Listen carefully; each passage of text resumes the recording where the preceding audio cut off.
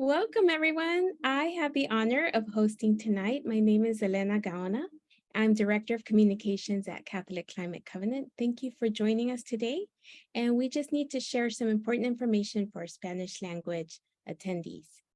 Bienvenidos a todos los participantes que hablan español. Tenemos traducción simultánea en español durante este evento. La interpretación solo funciona si está participando a través de Zoom.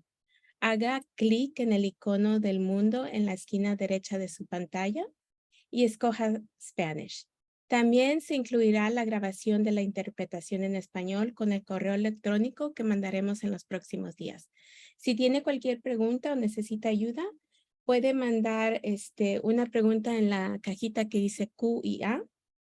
Y si lo está viendo en YouTube, puede mandar un mensaje a info@catholicClimateCovenant.org.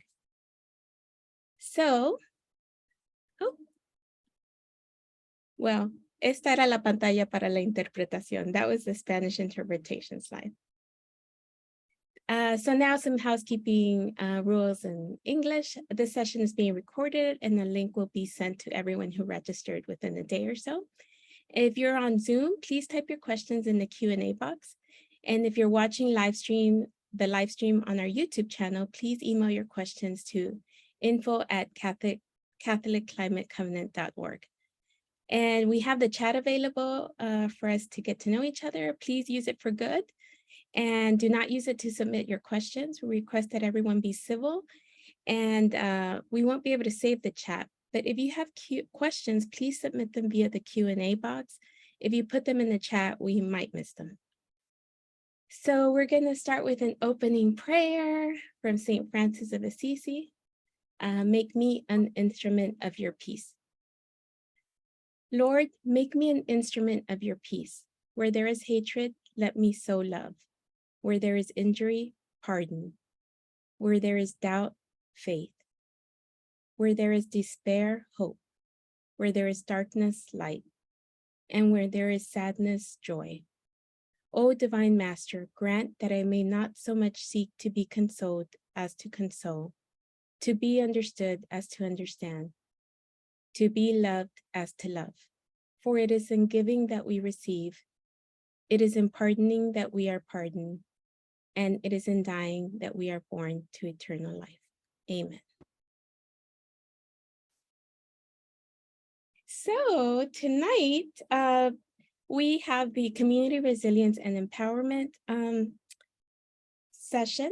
This biennial conference series, Laudato Si in the U.S. Catholic Church, is co-sponsored by Creighton University and Catholic Climate Covenant to equip and inspire Catholics to more deeply integrate Laudato Si and its creation care teachings into the U.S. Church.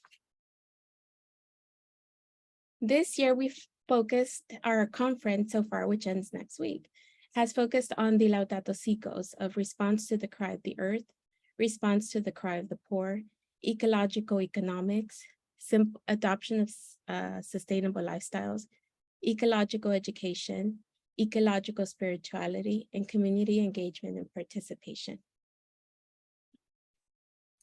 We also, Catholic Climate Covenant, has coordinated the Laudato Si Action Platform in the US through our God's Planet initiative, and Creighton University is a platform signatory. We invite you to visit our website, godsplanet.us, as you explore ways to engage with the Laudato Si Action Platform.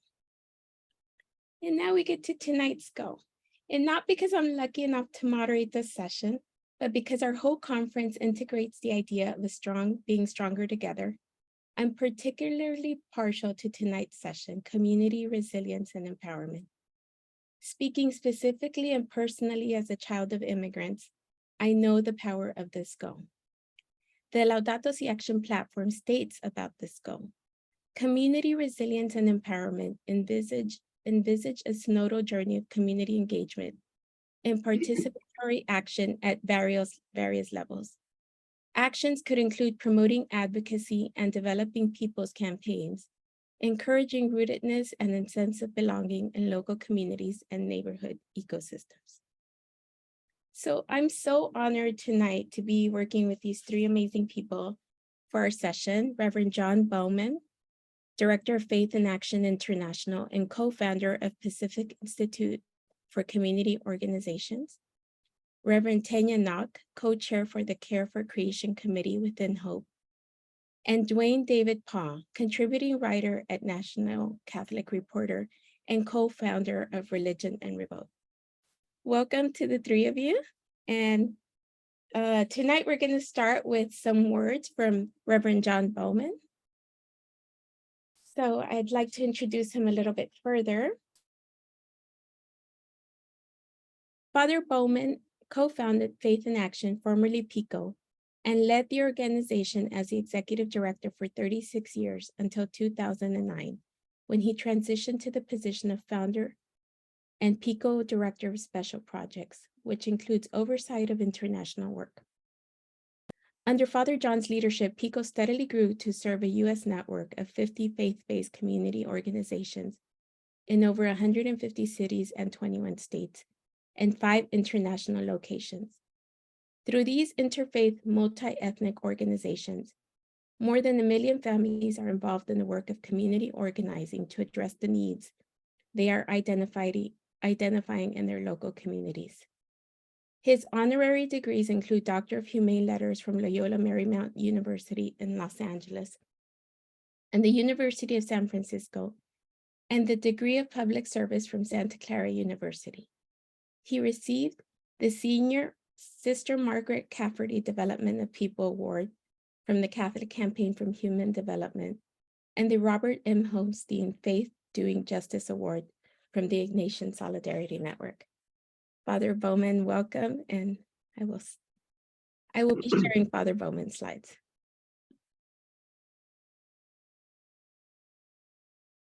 Thank you, Elena.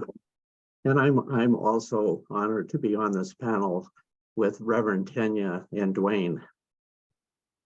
So for tonight, I've been asked to talk about the theological foundations of community resilience and empowerment that underpin Laudato Si Action Platform goal. So next slide. The theological foundations of community resilience and empowerment have their roots in Scripture and Catholic social teaching. First, let me explain how I understand resilience and empowerment. Next slide. Resilience and empowerment is not an abstract concept. It comes through community organizing, which gives people of faith the tools that they need to fight for justice and work toward a more equitable society. Community resilience is a process where people learn to trust one another. It starts with one-to-one contacts, that is, building relationships, together do community education and research, and then mobilize to take action. I'll give an example of resilience from our Faith in Action affiliate in the North and Northeast areas or departments of Haiti. The Haitian people are experiencing a dysfunctional government, corruption, and violence. However, for nearly 10 years, groups of leaders from local churches have stuck together and have grown to understand that no one will do it for them. Finding the few resources that they have, they build cooperatives to feed their families. And now today, they have grown to a bigger effort where 65 church-based communities are meeting with US aid to press for investment in small-scale farmers to provide seeds, tools, and irrigation. And community empowerment comes through acting together. It starts with leaders who learn to stand up and be heard. It is sustained through support for one another when public leaders try to discredit their intent. Their efforts are supported by faith where people reflect on their biblical values, not just on Sunday at worship or privately through prayer, but publicly through proclaiming that together we are a community of faith acting for justice. Their actions bring about change for their families and for their communities. I'll give another example from Haiti. The same organization in Haiti joined with the Haitian diaspora and friends here in the United States and moved the Biden administration to change US policy, to redirect aid to local community-led development and strengthen small-scale agriculture. Next slide. I mentioned in my introduction that the theological basis for the goal of community resilience and empowerment is rooted in various biblical texts. Here are some examples. The book of Genesis establishes a theological framework for understanding humanity's role in God's creation. It suggests that all creation is a gift from God, and we humans have responsibility to care for and steward the earth. Creation is ongoing. In a sense, we are co-creators with God. In the opening session of this conference, Christina spoke about how our earth is in trouble due to both human action and inaction.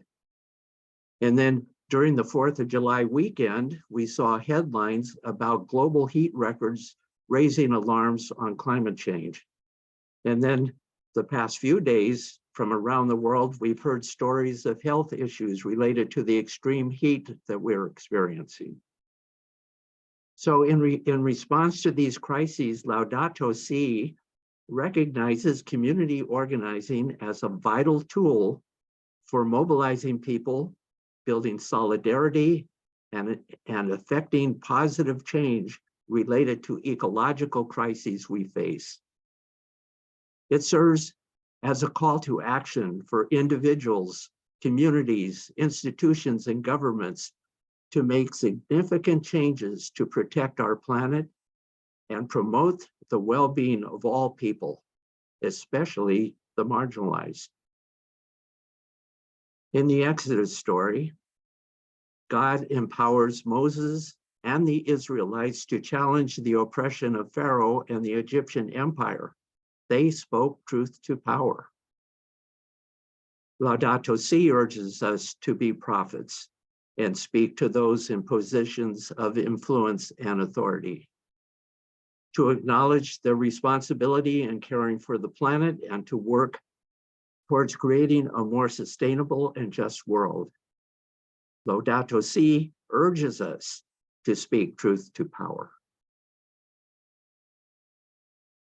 Micah 6:8 says to act justly and to love mercy and to walk humbly with your God.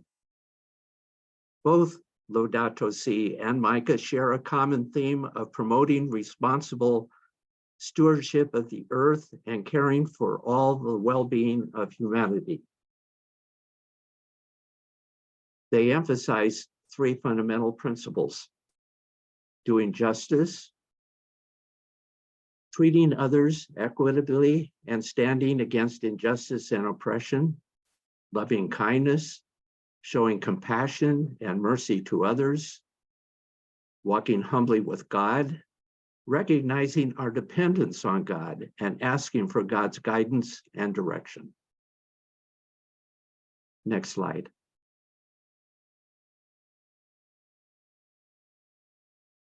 In the New Testament, a central theme is the kingdom of God, which emphasizes the importance of loving one's neighbor, caring for the poor and oppressed, and challenging unjust systems. Laudato Si suggests that love is not confined to personal relationships, but extends to the civic and political sphere, inspiring actions aimed at improving the conditions of our common home and promoting the well-being of all individuals, again, especially the most vulnerable. Next slide.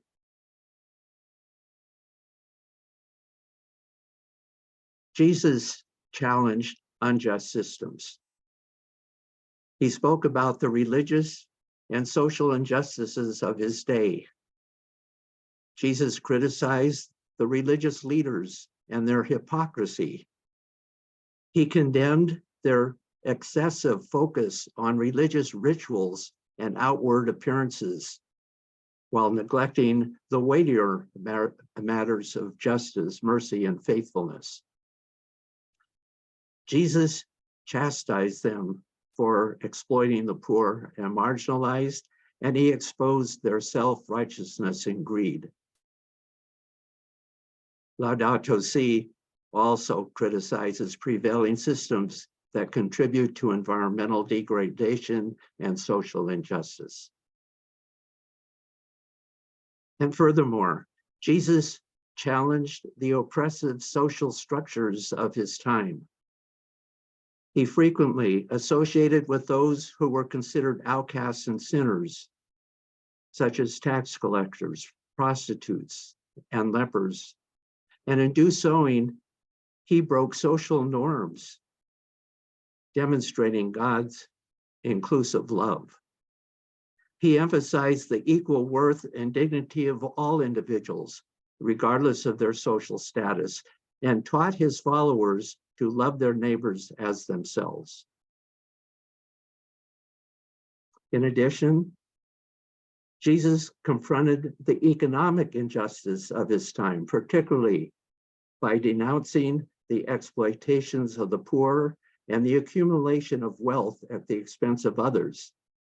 He taught his followers to share their resources, give to the needy, and prioritize the well-being of others over material possessions. And also, Jesus spoke truth to power. He challenged the Pharisees.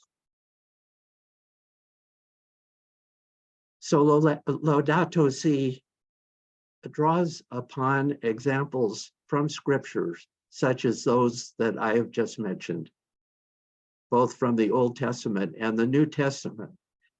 And it does so to emphasize our responsibility as stewards of the earth. They call us to be prophets, speak truth to power, challenge unjust systems, and to put our faith into action. Next slide.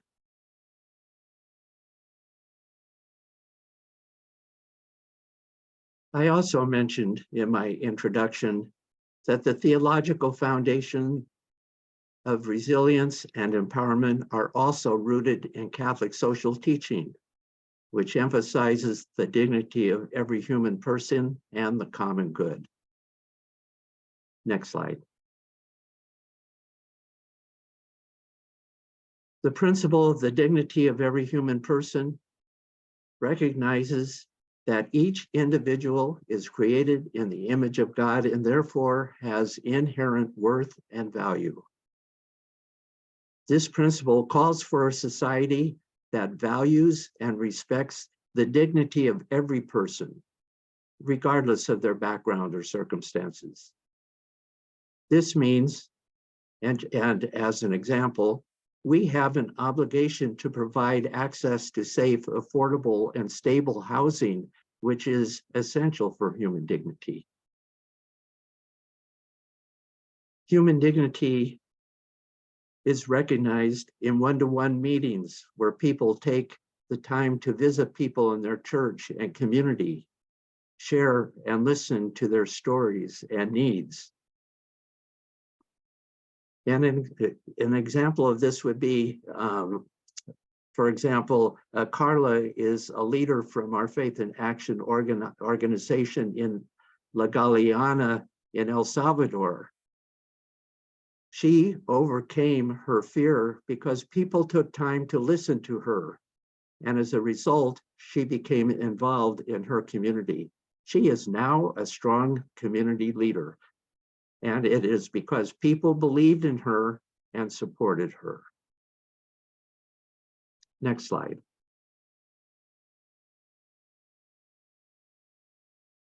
The principle of the common good recognizes that human beings are social beings who live in relationship with one another and with the natural world. This principle calls for a society that promotes the well-being of all its members and fosters the flourishing of the natural world. Community organizing and Laudato Si bring people together, transcending their own self-interest and work towards a greater purpose, resulting in a more cohesive and supportive community.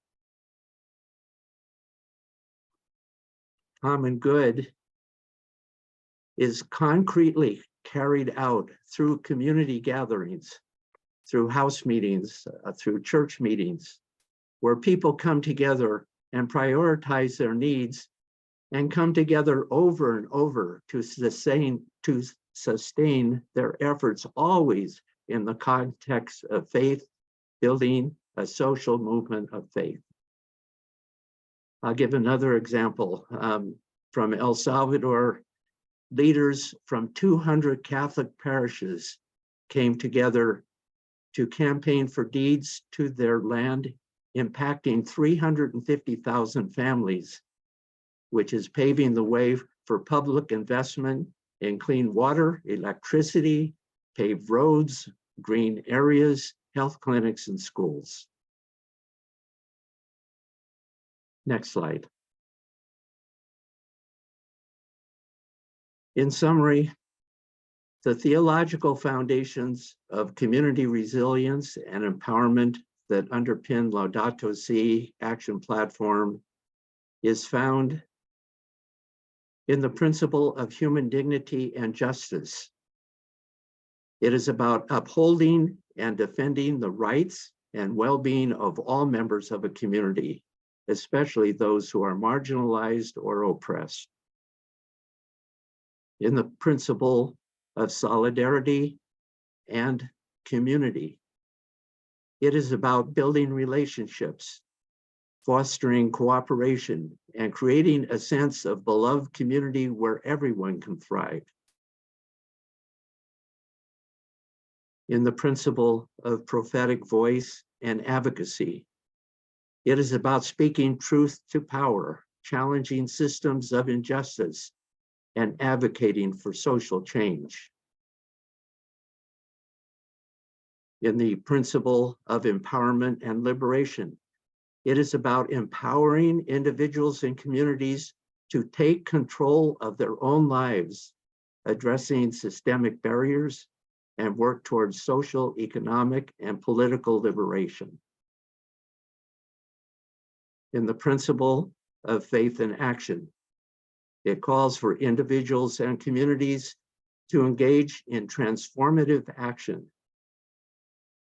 Faith is not simply a private matter, but rather something that compels people to work for justice, equity, and the common good. It is about faith doing justice. Finally, Laudato Si serves as a call to action, urging us to live out our faith.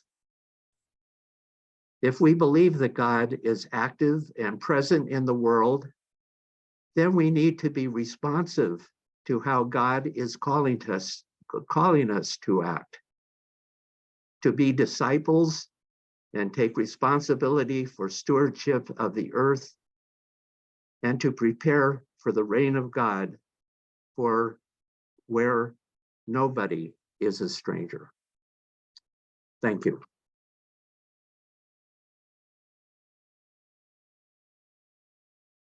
Thank you so much, Father John.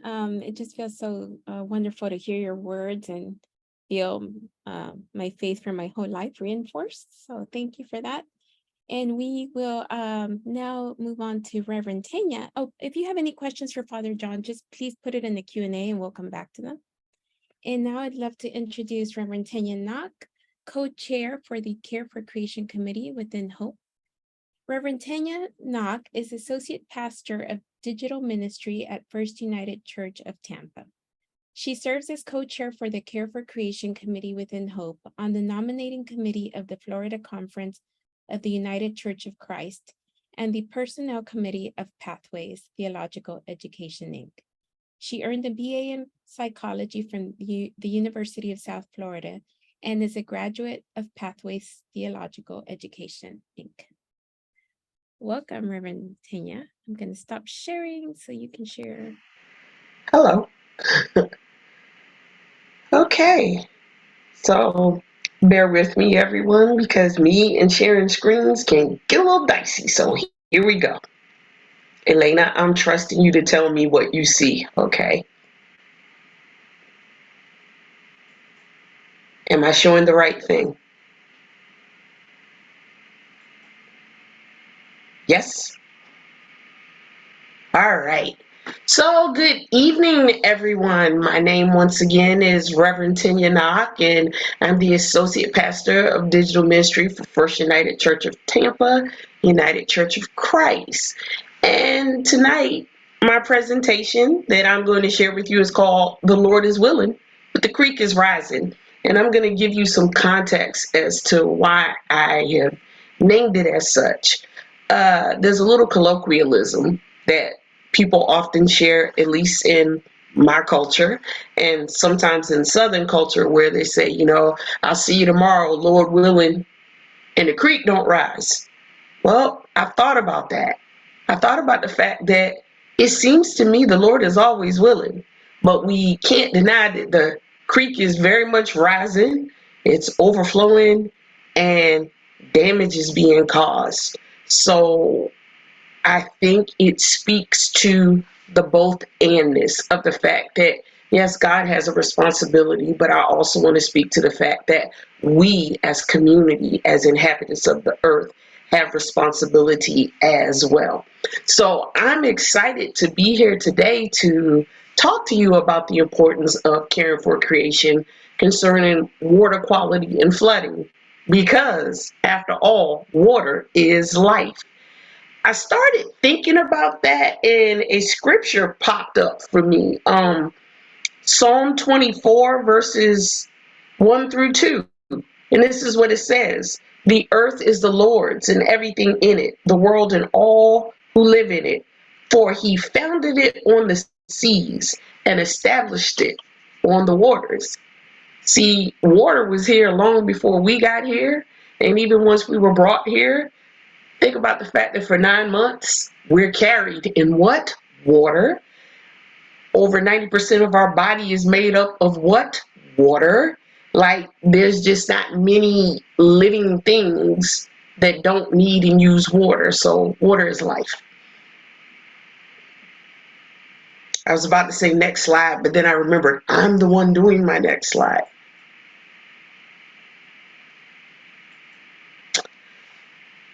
So, our responsibility, why is this important? And why is it important to me specifically? Because once again, water is life. We can't do anything without water, and we can't, and it's not just about water, but it's the quality of the water. You know, dirty water will make you sick and can make you sick unto death. Not only humans, but animals, plants, all of it.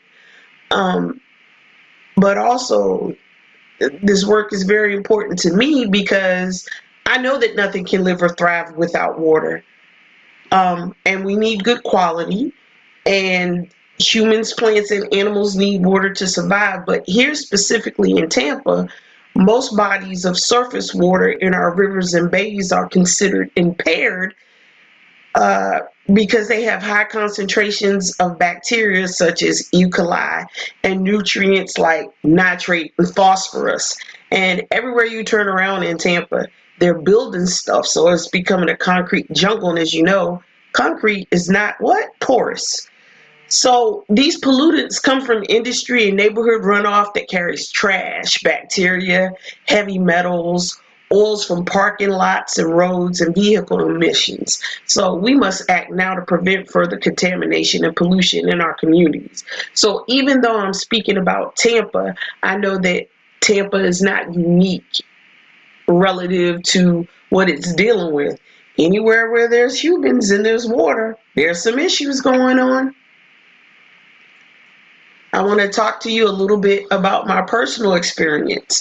You're looking at pictures of my backyard of when it rains, okay? It had only rained for maybe 15 minutes, and it was a heavy rain.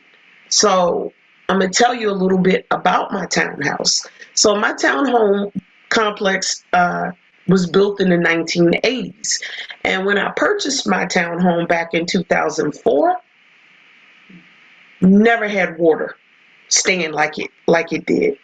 So, flooding wasn't an issue back in 2004. But then over time, flooding has become an issue, as you can see, and it is getting worse. Okay, the reasons why it's getting worse is due to poor infrastructure in my neighborhood. And now when it rains, I have to use sandbags at the back of my doors to keep the water from coming in. So I have like these sandbags that they make that you can put down, and when they get wet, they automatically inflate.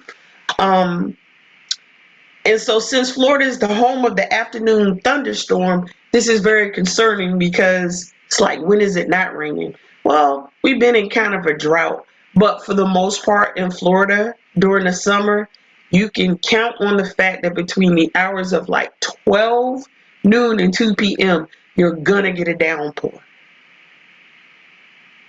And then I think back to last year when Hurricane Ian looked like it was coming directly for Tampa.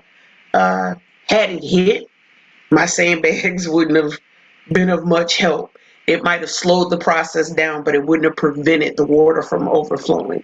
And so I speak and I advocate about this issue, not only for myself, but on behalf of others who live throughout the various areas in Tampa and beyond, because it's been my experience that if we stay ready, then we won't have to get ready. And I believe by educating people and by talking about the realities of our situation, we can all work together and come to some kind of conclusion and come up with a viable plan to take on more sustainable practices that ensure that we have water, but we also have good quality of water. We have to act right here, right now. So I'm going to share some facts with you. Environmental and climate issues affect our lives every day. Every day.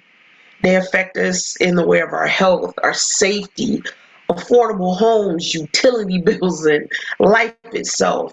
Flooding and poor water quality in our neighborhoods are dangerous because they cause things like mold. And you know what mold can do? It can affect your ability to breathe. It can affect your ability to sell your home if you want to move. I mean, it affects all sorts of things. Flooding worsens our water quality as it washes garbage and chemicals into our drainage ponds, rivers, and bays. I don't know about you, but have you ever driven down the street and seen like trash sitting on top of the drainage system where the water's supposed to flow into the sewer, but so much trash has gone down in the street that it covers the grate and now the water really can't get through? I have. The lack of green spaces found in native trees, plants, and overdevelopment all contribute to flooding as well, which is only intensified by sea level rise, hurricanes, and heavy rainfall. They're only getting worse. According to a 2021 report from the Intergovernmental Panel on Climate Change, extreme sea level events that occurred once per century in the recent past are projected to occur at least annually at more than half of all tide gauge locations by 2100. I don't know about you, but I find that a bit concerning. According to the Environmental Protection Agency, green infrastructure found in trees, specific native plants, bioswales, rain gardens, and green spaces can mitigate flood risk. It's our job to ensure our communities are equipped with the necessary tools it needs to become and or stay environmentally sustainable. In short, how we're living right now isn't looking good and isn't going to guarantee that we'll live much better. So These are the kind of discussions we have to have. These are the things we have to educate ourselves about. And these are the things that we have to make a commitment to do to ensure that there is water and good water. So I am on the Care for Creation Committee within Hope. And one of the things the committee that I'm on has been specifically addressing in this season is flooding and water quality. And so you can see some sketches where what it looks like right now and what we hope things will look like to be more sustainable. These are our goals and our plans. These are what we're talking with our local politicians about. These are the things that we're lobbying for, trying to get them to understand, hey, you need to care, because just because it's not happening in your neighborhood yet doesn't mean that it won't happen. It's a human issue, and that transcends class, color, faith, all of it. We share Earth, so we all need to take care of Earth. Environmental change has disrupted lives across my county. Increased flooding displaces families, drives up insurance prices, like Florida as an example. And I don't know if you've been paying attention to news, but farmers insurance has actually pulled out of Florida relative to insuring people's homes. So, hey, we got issues there too. So it drives up insurance prices and creates hotter days, which means higher utility bills, all right? Because if you don't have AC, that's an issue, because you can literally cook to death. Ongoing pollution breeds asthma and cancers. Recently, I decided to become a co-chair for my local justice ministry committee called Care for Creation. So I'm fairly new to this, so bear with me. This committee is meant to explore issues of climate and environmental justice, and we do it through our listening process. We meet with families and people out in the community and find out what are they up against, what are they dealing with, what are their concerns, and we then take those concerns, we vote and we take those concerns to specific people so that they can be addressed. And one of the biggest concerns right now is exploring solutions specifically around flooding and water quality. So I want to talk a little bit about the problem. You see these pictures? These are actual pictures from the Tampa Bay area when it rains. One is daylight, one is at night. But do you see how high that water is? And then, you know, as people drive, it shifts the water even more. You know, water hits your alternator just right, it could stall you out. The next thing you know, you're floating down the street. It's just not a good look. During our 2021 and 2022 listing process, we heard stories of people's homes, congregations, and roads being impacted by flooding, contributing to mold, building damage, and the inability to leave or return their homes or place of businesses safely. Many people fear what flooding, pollution, and mold is doing to their health. And probably even more so now as we continue to live with COVID. During our research, we learned of potential funds to improve stormwater ponds. Tampa has over 242 stormwater drainage ponds that collect and hold and move water. In certain areas, these ponds can be strengthened to benefit the health and well-being of residents and the environment. I'm going to talk a little bit about how that could happen. So we've been having these conversations, we've been identifying problems, and then we come together to talk about what are some of the solutions. And as we come up with solutions, these are the solutions that we take forward to, you know, our politicians, or as I like to call them, the people who are supposed to be servants of the public. We voted for them, therefore, they should be serving us. They should be listening to our concerns. But I digress. So here are some questions that we have been asking our local politicians. Number one, will you instruct city staff to complete conceptual designs for 5 of 7 East Tampa ponds by August 1st? We're talking about this August 1st, so what? That's roughly 2.5, 3 weeks away. So we're holding them to it. Will you instruct city staff to strengthen these 5 ponds this year with native trees and plants that reduce flooding and improve water quality? So we want to know, will you do it, and will you start doing it right now? This is not a work that's for far off. It's for right now. The sooner we get started, the better chances are of mitigating damage that has already occurred. And finally, we have asked them, will you take steps to ensure the inclusion of green infrastructure principles in Tampa's stormwater design manual for future stormwater ponds? So it's not just about what's happening now. We want to know, will you take up these practices of sustainability for future? So through our research, we decided to challenge the city, and those are the ways that we challenge them.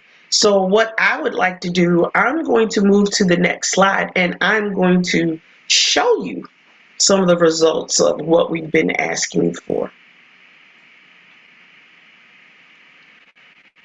So I don't know if you can see how I'm moving my little pointer, but this is one of the stormwater ponds that got redesigned.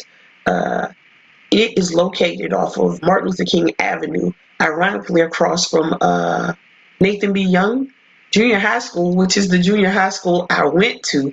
And it stands out to me because I remember that when I was in 7th grade, this pond literally looked like a hole in the ground. But they took it and they redesigned it. They even put a very nice kiosk up there that you can walk around and you can have a picnic there. And in this next picture, you can see ducks and you can see some of the foliage that they have planted to contribute to it being a healthier space. And then this final, hold on, I went too fast. This final picture right here shows you even more of that green space. And so I love the fact that not only does it look nicer, but it's not just about the optics, it's actually about the function. So moral to the story, something can be beautiful and functional. Hey, remember that, humans, we're beautiful and functional. I digress. The other thing that I love about this pond specifically, because when I went to visit it, I took pictures, is that they've also put information out there that anyone can read that educates them about the purpose of the pond, and what it does, so they actually took some of the research that the University of South Florida did and put it in a format the public could readily digest and actually put it at the pond. So while people are there, they can read, it talks about low impact development, what a green living roof is, what a rain barrel is and the function of it, and just talks more about the research, water awareness research and education. So I think that is awesome that they're doing that.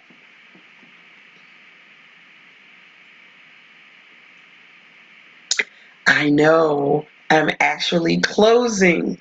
So here's what I want to say in my closing. You might wonder, why do I think it's important and urgent that we combat climate change now? Well, I'll tell you why.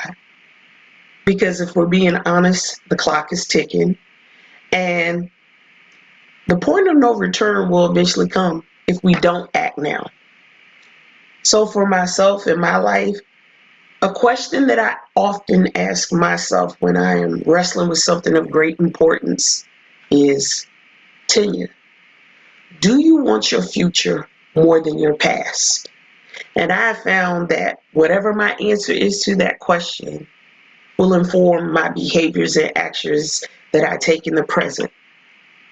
So that's the question that I would like to leave us as a community to ponder.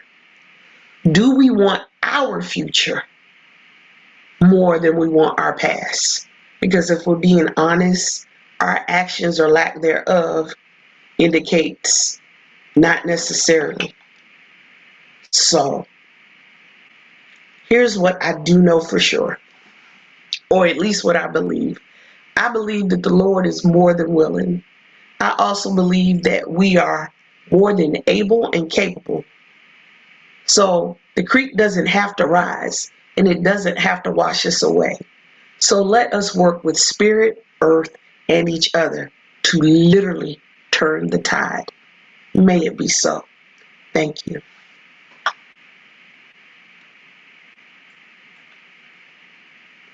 Thank you, Reverend Teña. Such a wonderful example and super practical and inspiring. And so if you have questions for Reverend Teña, please put them in the Q&A and we will come back to them. And now I'd love to introduce our third speaker, Dwayne David Paul, contributing writer to National Catholic Reporter and co-founder of Religion and Revolt. Dwayne David Paul is the Brooklyn-born son of immigrants from Trinidad and Tobago. As a theological educator and activist, his work focuses on faith, race, and justice. Dwayne's writing has appeared in the Hartford Courant, Connecticut Mirror, Sojourners, America Magazine, and the National Catholic Reporter, where he is a contributing writer. He is the co-founder of Religion and Revolt, a multimedia interfaith social justice platform that develops and promotes the liberation work of religious communities. Dwayne is a past fellow of the Black Theology and Leadership Institute at Princeton Theological Seminary and holds a master's degree in religion from Yale Divinity School. Welcome, Dwayne. Hi, good evening. Thanks so much for having me, Elena, and the Catholic Climate Covenant team. I'd also like to extend a special welcome to the sisters associated with the Collaborative Center for Justice here in Hartford, as well as, to my really pleasant surprise, Dr. Eileen Poyani of my alma mater, St. Peter's University, the Jesuit University of New Jersey. Dr. Poyani has been a trailblazer of women's access to Catholic higher education.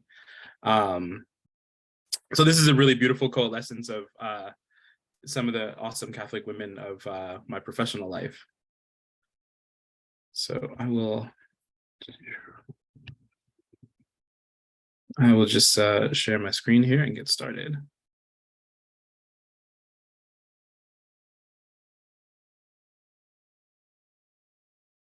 One of the things that was important to me was to discuss the broad-based coalition building around climate of the sort that Father John and Reverend Teña participate in, and how we do that.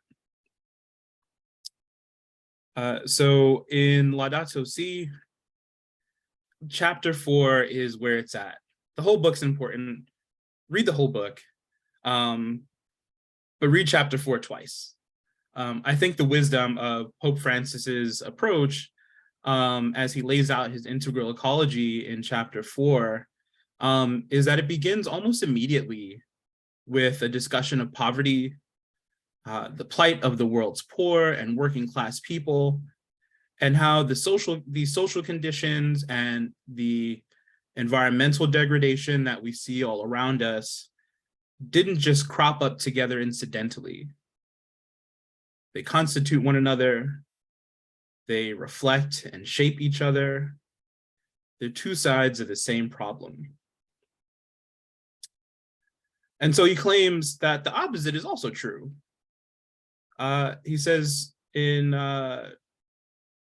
paragraph 139, which is again is in chapter 4, strategies for a solution demand an integrated approach to combating poverty, restoring dignity to the excluded, and at the same time protecting nature.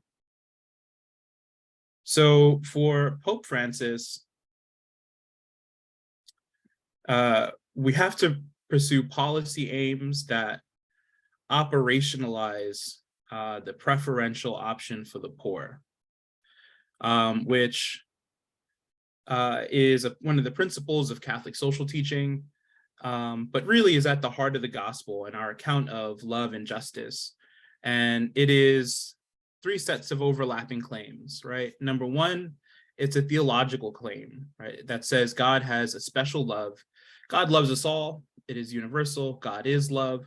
However, that love is of special care and concern for those who are made vulnerable. It's an ethical claim that says we are bound, right, to emulate that love in our interpersonal dealings. and in particular, the sort of preference for those who are made vulnerable. And it's also a political claim that says that we should organize our communal lives and the institutions that constitute our communal lives in accordance with the values, with those same values. Thanks for coming. That's the entire presentation. That is literally everything that I will write. That's everything that you'll read from me. I have very little to add from that. Seriously, that is, I cannot emphasize enough that is the entire presentation. It's not, I'll like not give Elena and the others too hard of a time. But one of the things I want to highlight before moving on from this discussion of the option is this point of that people are made vulnerable. And that's especially important because Father John, Teña, and myself, in one form or another, we're touching on sort of public policy issues and poverty. And so I want to just sort of highlight that vulnerability, as we describe it politically, isn't entirely, but it's almost entirely, or to a great degree, socially constituted. So, for example, that someone might experience some sort of emergency that'll cost them $1,000. We could attribute that to bad luck, just part of being human, right? However, that such an emergency would be financially catastrophic for the masses of poor and working class people. That vulnerability is made and manufactured, right? Because human beings, a part of being human is being vulnerable to the vicissitudes of life. Not making allowance for that in a country awash with financial resources, that is a policy choice not to fund basic human needs.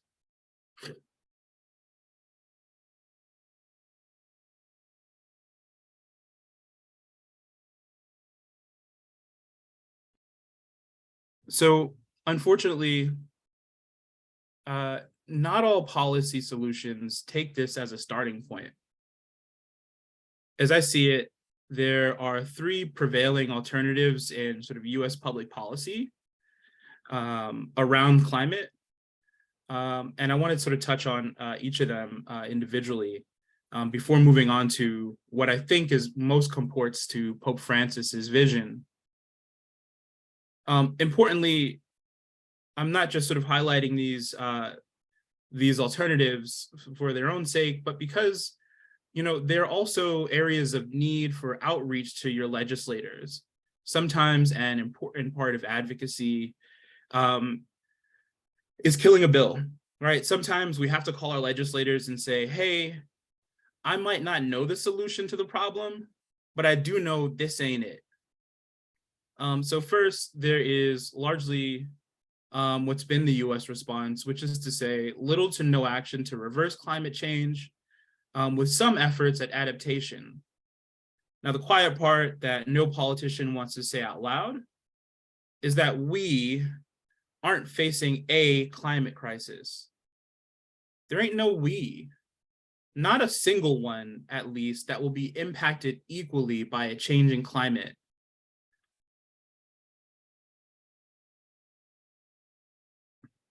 Pardon me, I'm having. And so Western militaries have been incredibly transparent on this last point. So for instance, since its 2012 document called Climate Change Adaptation Roadmap, the US Pentagon has been preparing for the likely, quote, greater competition for more limited and critical life-sustaining resources like food and water, end quote, brought about by a changing climate. Many of the would-be immigrants who have faced the militarized responses from our government at the southern border are themselves climate migrants from the so-called dry corridor of Central America. That is a drought-stricken region that has been drought-stricken for an incredibly long time. The second approach claims that population growth from poorer communities exacerbates not only poverty, but also the climate crisis. But as the Union of Concerned Scientists notes, this assumption allows the countries most responsible for the changing climate, both historically and at present, to evade responsibility for the impact of their pollution. It assumes that all people are equally responsible, so the poorer, darker nations producing more people are somehow to blame. In fact, the exact opposite is true. The richest individuals in the world are responsible for the greatest emissions. In fact, without changes to their consumption patterns, the International Energy Agency notes the top 10% of the emitters alone will blow through the carbon budget needed to reach net zero emissions by the year 2050. Once again, the top 10% of emitters by themselves, if they don't change their actions and they don't change their consumption patterns, will blow through the rest of the entire world's carbon budget.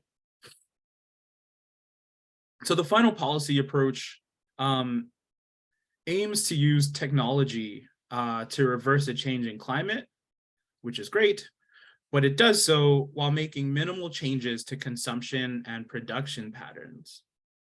This is a part of what Pope Francis describes as an uncritical faith in technological advancement, grounded in delusions of human grandeur. In fact, if you read not only Laudato Si, but so much of Pope Francis's writings, he is incredibly critical of this blind faith in technology. And it may seem harsh, but some technological solutions proposed are aimed at maintaining the continued expansion of Western consumption. And just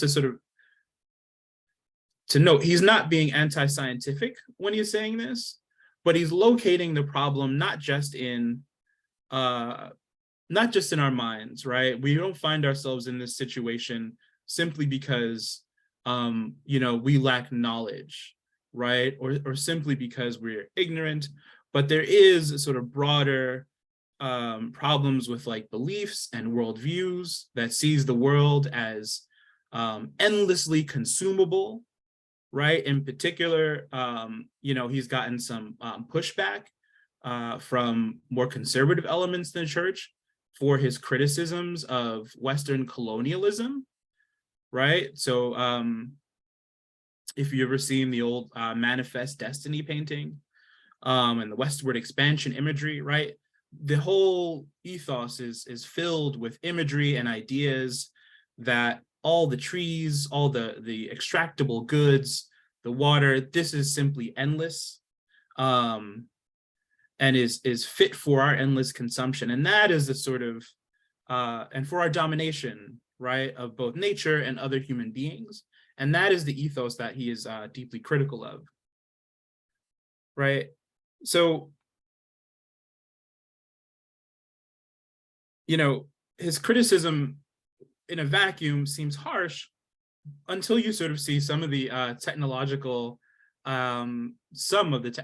solutions being put forth that evince this same kind of hubris, right? So the same people, the same billionaires, some of them who can't manage to keep social media platforms like Twitter from imploding on themselves, are planning to solve climate change by doing things such as altering how much sunlight reaches the earth, by releasing tons of aerosols into the atmosphere, or controlling the weather by seeding rain clouds into drought-stricken areas.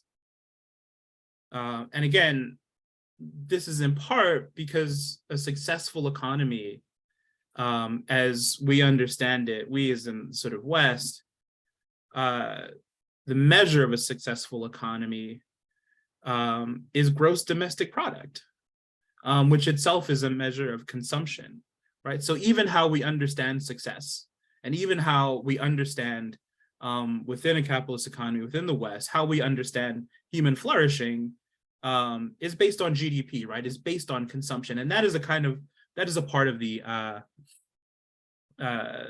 sort of the logic that Francis is criticizing throughout the document.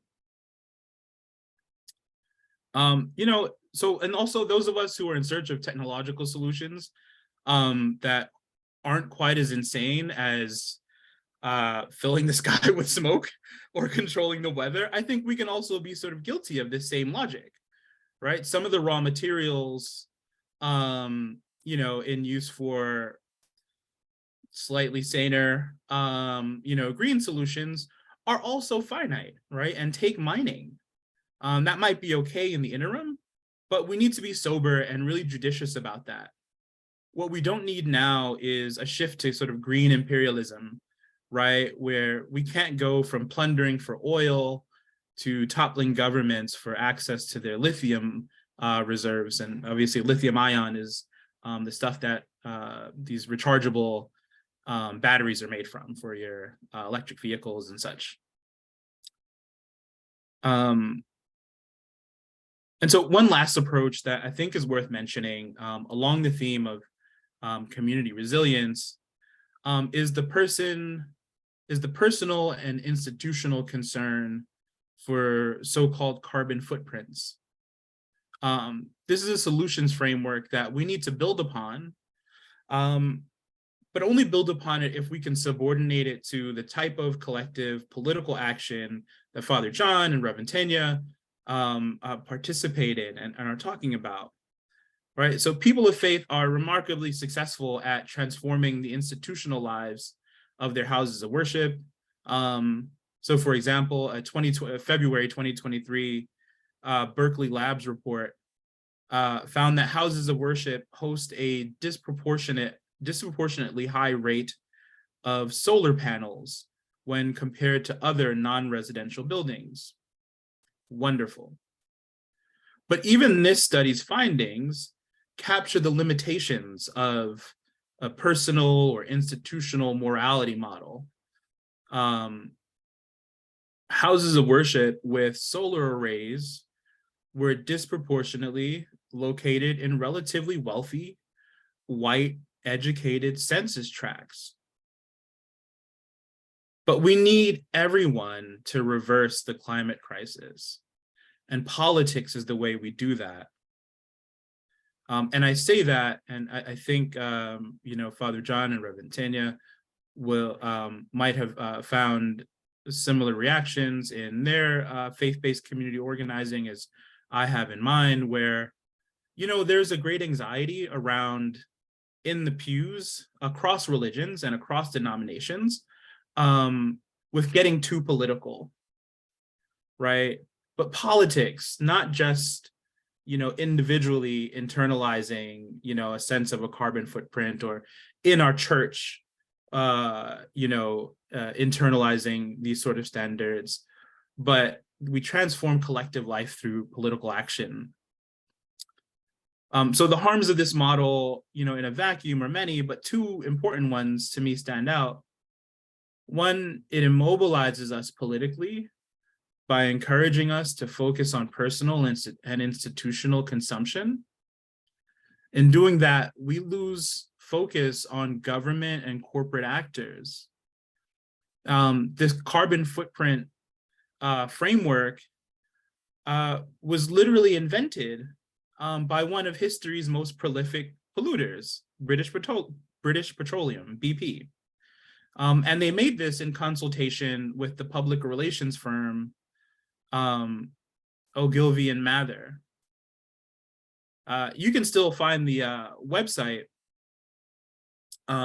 if you sort of look up BP carbon footprint website, and it even lets you calculate your personal or household annual emissions. What the BP calculator won't tell you, though, is that the US military is the world's greatest institutional consumer of fossil fuels, and therefore the most prolific emitter of greenhouse gases. It shouldn't be surprising that the company would not want to alienate its industry's best customer. As noted in a 2019 Watson Institute report, these emissions are generated, yes, during our perpetual warfare, but also in the maintenance of the nation's 800 plus military bases and war games and non-combat operations. Right, so how Congress allocates funds, federal dollars to maintain our self-destructive state of affairs, that's actionable only to citizens, not consumers. The magnitude of the crisis we face demands that we prioritize political action to regulate producers and have our policy priorities align with the masses of working class people. Whether we like it or not, we pursue policy. The policies we pursue dictate the allies that we choose and the priorities that we make. And so, for example, if we take transportation, which accounted for the largest share of greenhouse gas emissions in 2021, it accounted for 28% of emissions in the US. How might we choose a solution that fits with the interests of most working class people? Right now, please don't let the takeaway be that like Dwayne hates electric vehicles and paper straws, even though I complain about both of them. It's not. But by the end of 2022, an electric vehicle costs $61,000 on average, $61,488. As a solution, as a focus as a policy priority focus, a $61,000 car is wholly irrelevant to the lives of many most working class people, right? Half of American workers earn less than $35,000 in 2019. In 2021, 53 million people sought aid from soup kitchens and pantries and other programs. So who is that as a policy priority? I'm not saying we shouldn't have them, but as a policy priority that we want to mobilize people behind and get them interested in, who's that for? A campaign to overhaul the nation's small and retrograde public transportation infrastructure, though, that would improve the day-to-day lives of more people who need it most. Both the rural and urban poor, the elderly, children are increasingly find themselves stranded and unable to access basic human needs due to lack of transportation options. Personal EVs won't help them, but an electrified, modern public transportation sector can. The final area for movement building that I'd like to discuss is international solidarity. This is an area that, again, Pope Francis has been really sharp on. The only way that the masses of everyday people get through this crisis is together. That is one of the important through lines connecting Laudato Si and his most recent encyclical on the universal human family, Fratelli Tutti. Right now, as Americans, we need to choose between climate justice and remaining the world's lone superpower. We can have domination, or we can have broad-based human flourishing, but we can't have both. Just this Sunday, National Security Advisor Jake Sullivan said on CNN State of the Union that China should be pressured to, quote, take significant substantial action in reducing emissions and fighting climate change. So we're antagonizing China on the front of climate diplomacy, And of course, just this year, the Pentagon announced that we are building or refurbishing an additional 9 military bases in the Philippines, to say nothing of the 28,500 service members stationed in our permanent outposts in Korea, plus the 300 military sites in East Asia alone. Will we cooperate and survive and flourish, or will we just dominate instead? And so finally, when I directed the Collaborative Center for Justice, which is a social justice organization founded by Catholic women religious here in Connecticut, we participated in a successful statewide advocacy campaign to fund upgrades to Connecticut's affordable housing stock. They were aimed at remediating common environmental hazards found in old units such as lead and rayon, as well as subsidizing energy efficiency upgrades such as solar panels and insulation. We were proud to advocate for SB 356, the bill, as a Catholic organization, because as proposed, it fit Pope Francis's model for climate policy solutions.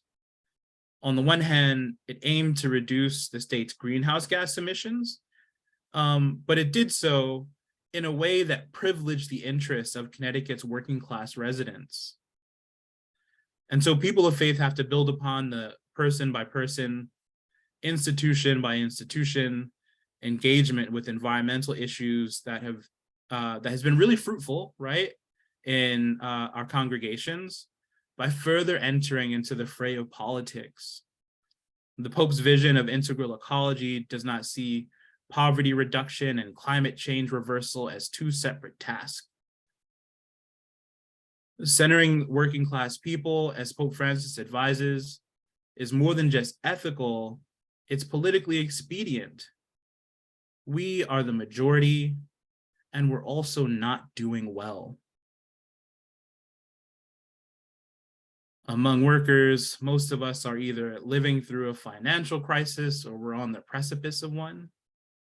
Any integral approach to either poverty relief or to the climate crisis must address the other as well, and in so doing, create the conditions for a broad-based, diverse movement. Thank you.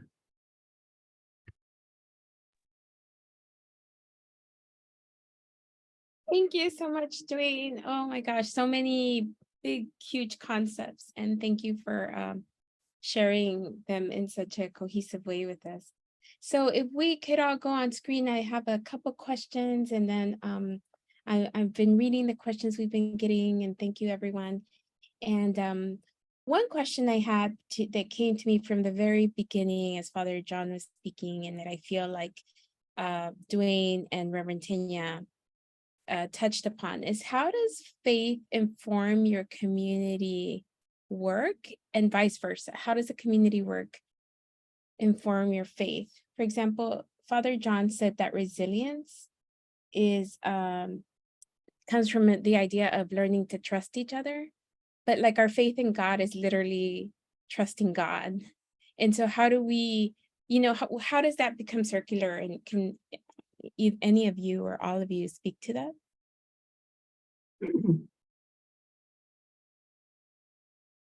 I'll answer from my experience is being in relationship with people, the experience that I have from learning from everyday people, their learning from them has really shaped my values, my principles, and my motivation. As a result, my faith becomes more alive in the struggle for justice because of my relationship with people. They teach me, and they teach me how to love. And in so doing, how important it is to move forward and work for justice, as I say.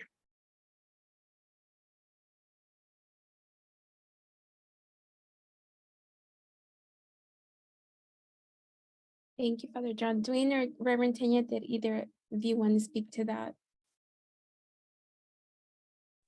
May I hear the question again? Because I had a little technical difficulty. Please. Yeah, I really loved the idea of how does your faith inform your community work and vice versa. How does that community work then come back and inform your faith? How my faith informs my community work is, I know for me and at my church, when we say the Lord's Prayer, normally people say the word kingdom. We don't, we say kingdom. And one day I asked my pastor, I said, well, why do we say it? What's the difference? And she said, kingdom speaks to power. Kingdom speaks to community and relationship. And so that's how my faith informs what I'm doing, is because I recognize that whether I like you or not, I share this earth with you, you share it with me. And so what I try to focus on is, what do we have in common? How do we build bridges? Because it's been my experience that it's okay to have boundaries, because boundaries do exist for our protection, but barriers exist for our division. And too many times people have confused the two. They have defined what is actually a barrier. They've called it a boundary, which has kept us separate. And so here's what I know. We run out of water, your faith, whether you have it or not, your color, whether you have that or not, your orientation, whether you have one or not, all of that won't matter in the end. What's going to matter to you is, what do we have to do in order for us to live? And the thing is, none of us can do it alone. God designed us to be communal. Now, we, on the other hand, have twisted that, but we were meant to exist together. We were meant to coexist, and we were meant to do this work together. And my final thing relative to how my faith informs how I work in the community, back to the Lord's Prayer. Why are we saying, thy will be done in the earth as it is in heaven, but we won't do the work to create heaven on earth? Jesus spoke more about our conditions here than the afterlife. So I don't understand how this whole concept of heaven became a concept of something you go into once you die, instead of experiencing it right here. That's all I got. Thank you, Reverend Teña. Yeah, most importantly, Jesus was born in a manger in Bethlehem and not a palace in Rome. And that's the whole thing, man. that's it. Thank you. Yeah, I feel that. One thing that I wanted to ask Dwayne, you said vulnerability is socially constructed, and I thought about my daughters. We were driving to the dentist, and my daughter said, "Oh, it just there's a camera measuring people's speed," and she said, "I guess if you're rich, you could pay your tickets, and then you'll just never get a boot on your car." I was like, "Yeah, I never thought about that." And then my other daughter was like, "Yeah, and then if you get a boot on your car, then you can't go to work. And then if you can't go to work, then you're going to be in jail." And I was like, they get it, right? They already get this. But when I was growing up, and this is a question for all three, super Catholic, Mexican immigrant family, you don't make any waves.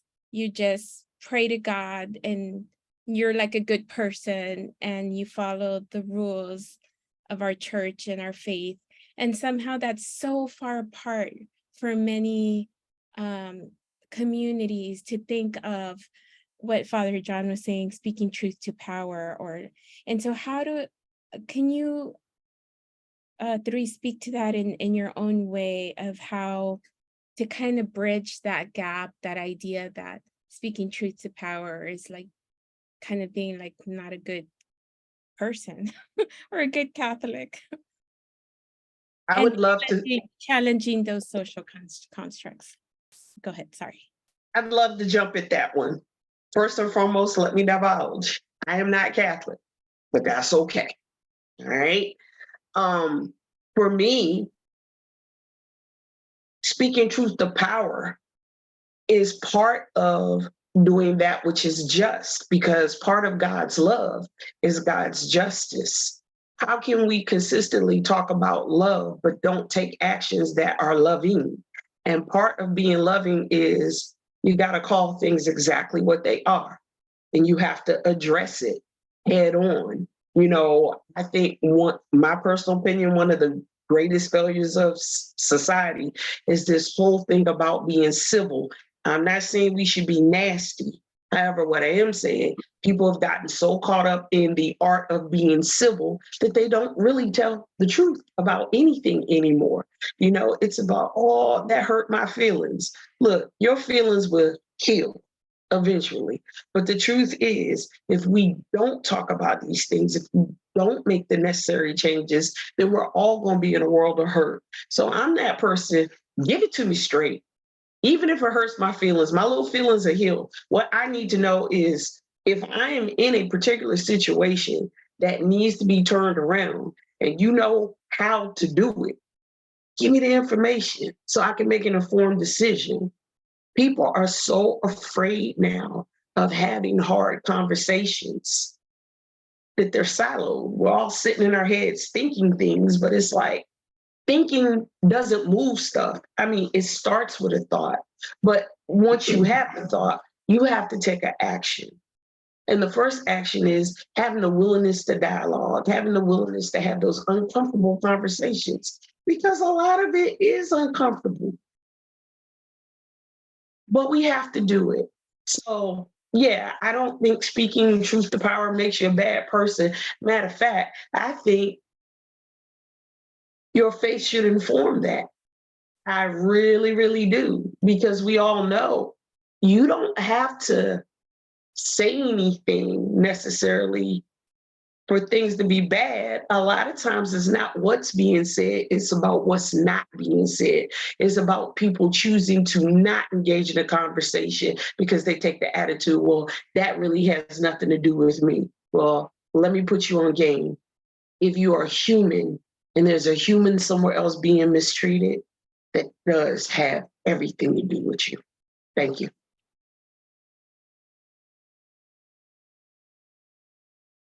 You know, I talked about Carla in El Salvador. Through organizing, she was a very shy housewife, and through one-to-ones, she got engaged. And as a result of that, she started to participate in the organizing, and eventually she became a spokesperson at one of the major meetings that we had with the mayor in that city. So it's part of people if reaching out to people and listening to people and then allowing them to participate together to make changes. And it's a real revolution that takes place. I've seen in so many people.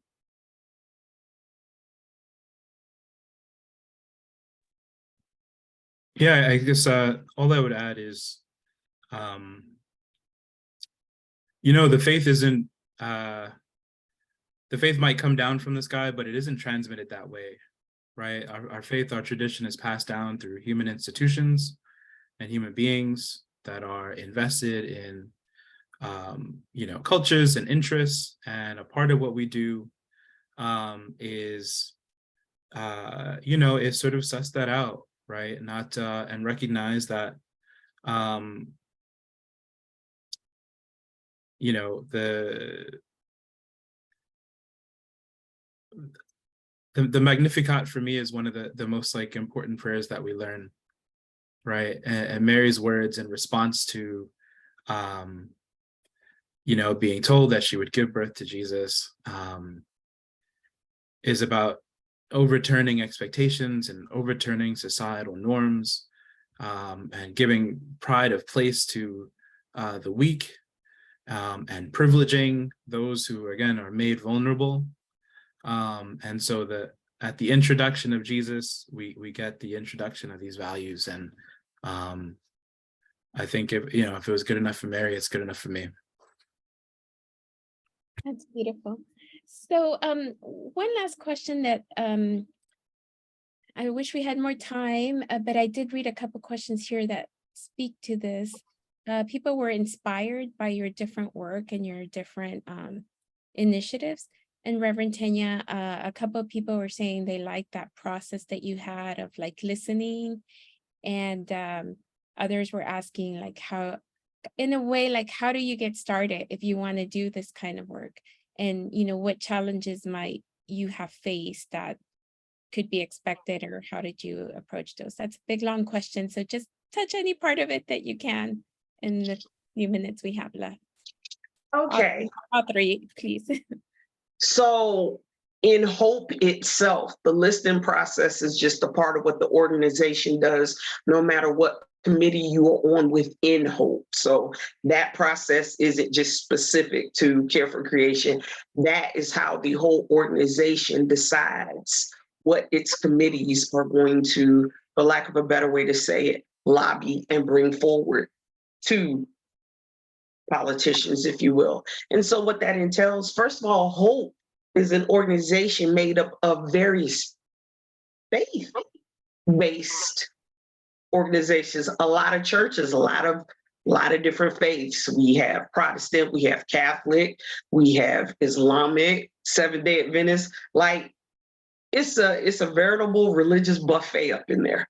But we all come together for the purpose of improving conditions for humans in our congregations and in our counties. And so there's a season, we're about to go into it now. I think it goes from like September into December, where we do what you would call a house party, where our Justice Network members will start talking to friends and family, people in their neighborhood. Hey, what are your concerns? Would you be willing, to come to a house meeting and share your story? Because stories have power.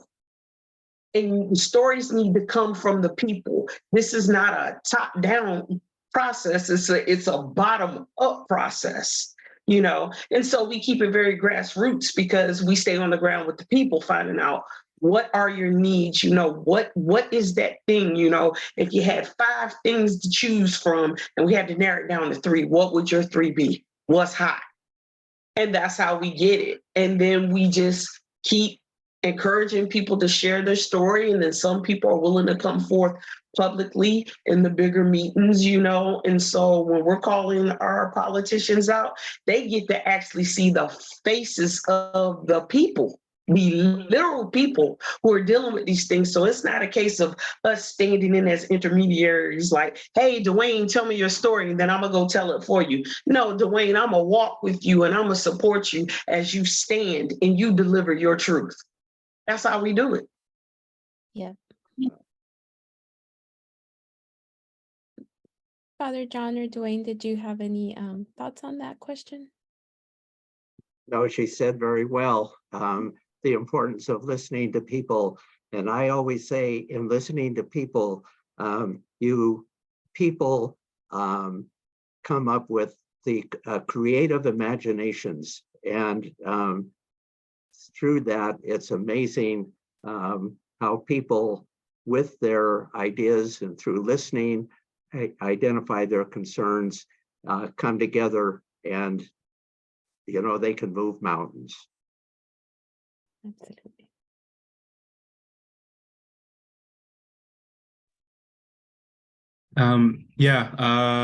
I think Father John mentioned one-on-ones, these relational meetings that are about establishing intentional public relationships. The best thing you can do is first start to know your neighbor and start there. Thank you. Yes, Dwayne taught me a 101 on community organizing. So I'm already learning a lot. Thank you for that. Well, I am going to close us out here. It's been so wonderful to work with the 3 of you these past few weeks and to get to know you and your different approaches. Thank you so much for being here and for everyone for your wonderful questions. We have 2 more sessions to close out our conference series next week, July 25th, Response to the Cry of the Earth. And on July 27th, next week, is our closing award ceremony. So come back and see who's doing great work in the US as far as being Laudato Si champions. So we are going to close out with a prayer from Thomas Merton. It says, "We are one with you. Oh God, we are one with you. You have made us one with you.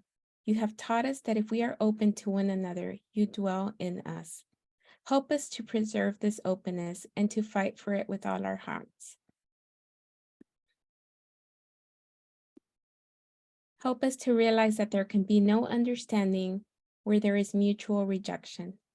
Oh God, in accepting one another wholeheartedly, fully, completely, we accept you and we thank you and we adore you and we love you with our whole being because our being is your being. Our spirit is rooted in your spirit. Fill us then with love and let us be bound together with love as we go our diverse ways, united in this one spirit which makes you present in the world and which makes you witness to the ultimate reality that is love. Love has overcome. Love is victorious. Amen." So thank you, Reverend Teña. Thank you, Father John. Thank you, Dwayne, so much. And thank you, everyone, for coming. And good evening. Good night.